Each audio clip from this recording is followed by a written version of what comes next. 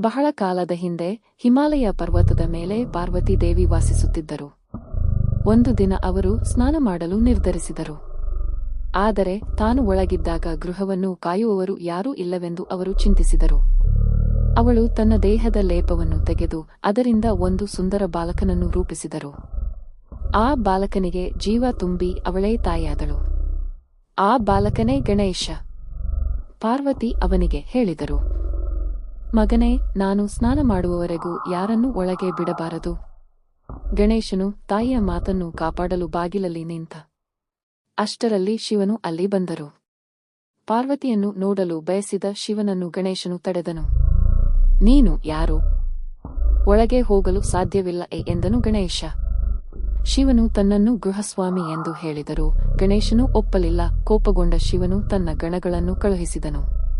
ಆದರೆ ಗಣೇಶನು ತನ್ನ ಅಸಾಧಾರಣ ಶಕ್ತಿಯಿಂದ ಅವರನ್ನು ಸೋಲಿಸಿದನು. ಕೊನೆಗೆ ಶಿವನು ತ್ರಿಶೂಲ ಎತ್ತಿ ಗಣೇಶನ ತಲೆಯನ್ನು ಕಡಿದುಬಿಟ್ಟನು.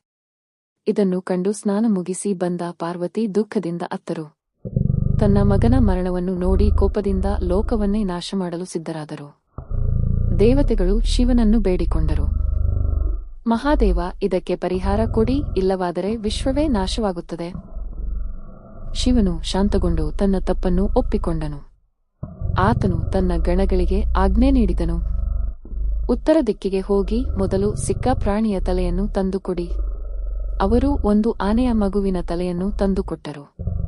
ಶಿವನು ಅದನ್ನು ಗಣೇಶನ ದೇಹಕ್ಕೆ ಜೋಡಿಸಿ ಜೀವ ತುಂಬಿದನು.